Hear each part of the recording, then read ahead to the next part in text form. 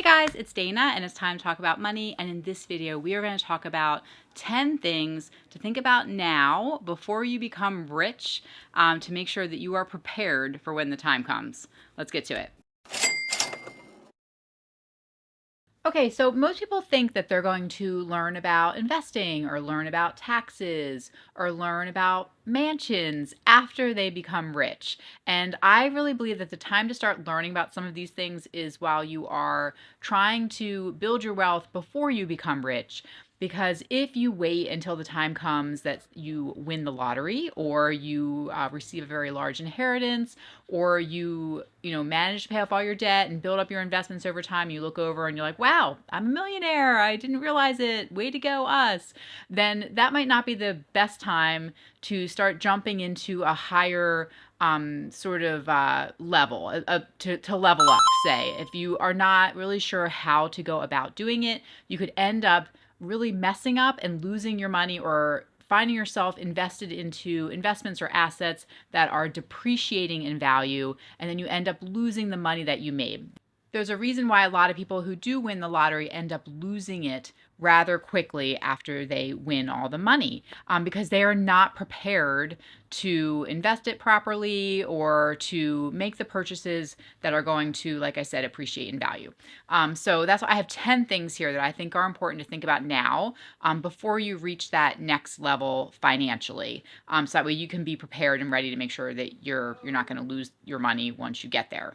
Okay, so top of the list is to learn how to invest. And this is actually one of the reasons we are doing the 1-year investing challenge on my channel of investing $1 a week. It is that you can get comfortable with a particular brokerage app, get comfortable with purchasing stocks or ETFs, even what the difference is between an ETF and a stock, and you're not going to learn it unless you are actively doing it. And so even though you might be like, I don't have a lot of money to invest, I think it's like, that's why the investing challenge is $1 a week. And I just think it's very important to at least know how to buy a stock, right? So, or how to be an investor, how to go around, walking around the mall, looking at stores, and maybe be like, oh, is that store publicly traded? There, look at the line out the door. Maybe I want to invest in that company and be an owner. And so I think that learning how to do it early on, before you have thousands or millions of dollars to invest, is really important, so that way you don't end up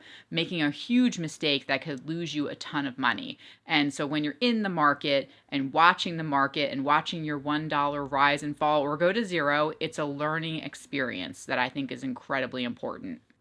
More about that challenge at the end of the video. Okay, so along those same lines is to learn how compounding interest works. So think of compounding interest as a snowball rolling down a hill. So as it goes down the hill, it gains more and more snow and starts to go faster and faster, get bigger and bigger. That's pretty much what compounding interest is. And so you reach certain thresholds where after a certain point, it really starts to snowball, right? So you want to understand what that means and why it might seem rather slow in the beginning when works for when you're saving money, when you're investing, because it seems like at first, like sometimes the first decade takes like forever. It seems like you're not making any money. And then all of a sudden you reach a point in your balance that just starts to really increase, and you're like, wow. And that's where the magic happens. Okay, so it's important to think about this concept, to understand the concept, because if you don't and you're not taking advantage of it, then you're really missing out. Next is taxes, right? Most people don't love taxes, but it's important to understand some basic concepts with taxes. It's important to pay your taxes, I believe. And so taxes in the purpose of capital gains tax, real estate taxes. Like when you first go to buy a home, you might not be thinking about that aspect of it, that you're going to have to pay that in addition to your mortgage payment. So it's financially very important. And whether or not you have a CPA or a tax advisor, it might be good to at least try to watch some videos, try to understand taxes a little bit better, before that becomes a major impact on your bottom line. So we want to practice making decisions with small amounts, right? $5 is a lot easier to lose versus $5,000. So making decisions with your $5 as far as investing goes, is like I said, it's a learning opportunity to make sure that you can understand it a lot better versus if you are investing $5,000. So we want to practice making these kind of decisions. Same thing with cars, right? So if you are purchasing a car, perhaps in the future you might have the money, but be able to afford a $50,000 car. But right now it's a lot easier if you're looking to buy a $5,000 car. Look under the hood, learn about the car, understand which cars, will hold their value longer, which certain ones do versus others.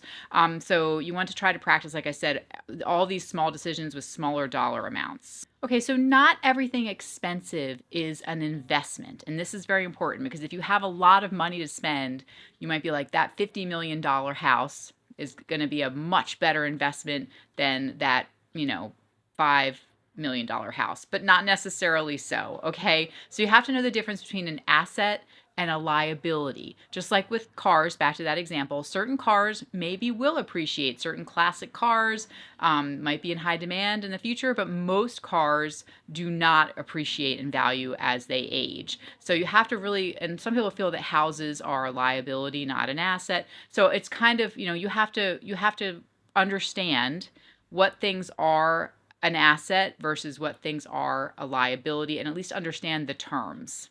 Understand what retirement means to you. Does that just mean not working? Is that a certain dollar figure? Does it mean being able to spend time with family? What I really think this is important is to outline what retirement means, because it's not an age.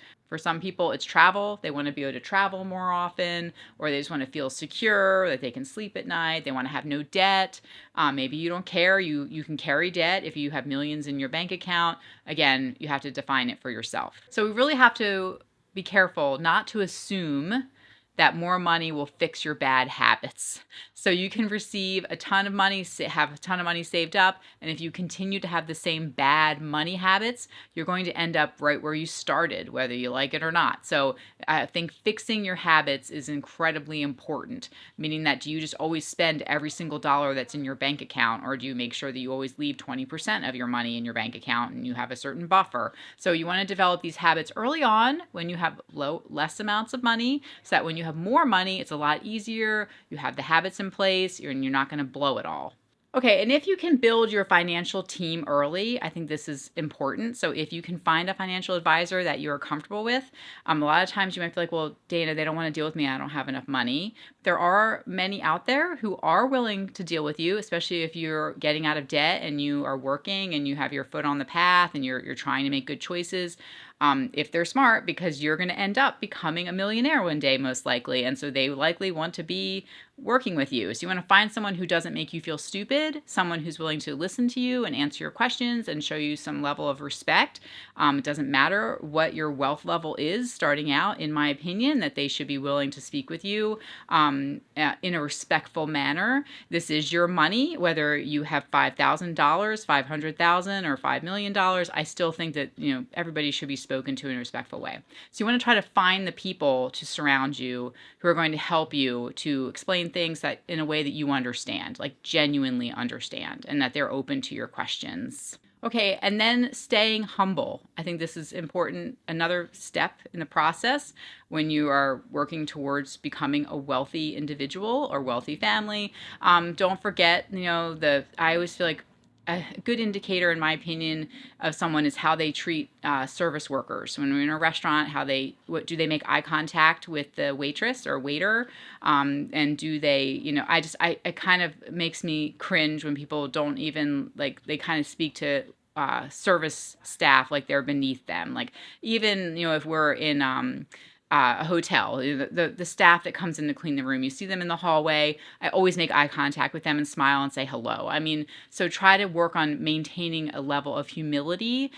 Just because you might be building wealth and you feel like you're making your way up, or you've inherited money, or you've won in the lottery, it's, we're all human beings, and it's easy, sometimes easy come, easy go. So how do you know you're not going to be back in that same position? Hopefully not, but we want to try to stay humble and maintain a level of humanity with others who maybe don't have as much as you do, and try to continue to give and serve others within your community as best as you can. I think that's incredibly important.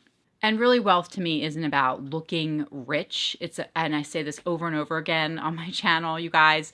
I really feel that it's about having choices, having options to do things. Maybe you have the option to purchase a beach house, but you choose not to. I personally don't want to own a beach house. I feel like it's a very dangerous investment. I'm worried about sea level rise and tsunamis, and I don't want to have a house that's near the ocean or near water for multiple reasons. Flood insurance is very high. But so wealth, though, like I said, is about having options to do things that you want to do, things that are important to you. Maybe you really want a beach house, and to you, having a beach house is indicative of you having made it, and you want to show it like you want this beach house. You've always wanted one. You love going to the shore. Fine, if you have the wealth to do it, and you've earned that option to purchase that beach house if you want to. So for me, that is the epitome of being rich, is being able to choose what you want to do with your time, with your money. Those are the two most important things, especially time, like to be able to do what you want with your time, and to be able to give to others, to be able to be generous, make a difference in others' lives, maybe take people out, tipping. Sometimes, tipping high is really fun to do sometimes, and see that, people are so grateful. That's a wonderful experience. And if you've never done it, you should give it a try. Okay. Now it's time for the $1 investing challenge. Remember, I am not an investment advisor. I am not your investment advisor. Please do all your own research before putting your money into the stock market. I was on vacation with the kids recently, and my husband, of course, and other family members. So I was not here last week, but the investing challenge I did post out on my community was supposed to be to buy the dip. So hopefully you took your $1 and you purchased something that you've already bought where price was down. That's called buying the dip. So hopefully you were able to do that, put your dollar into one of those stocks, whichever one you chose. But for this week, for the investing challenge, I'm going to choose an ETF, which is a blend of different stocks within a fund. I'm going to choose BOT, B-O-T, robotics. So this week, the theme is robotics. Any kind of robotics stock or ETF, I would say to go ahead and purchase. That is it for this week. I'll talk to you in the next video.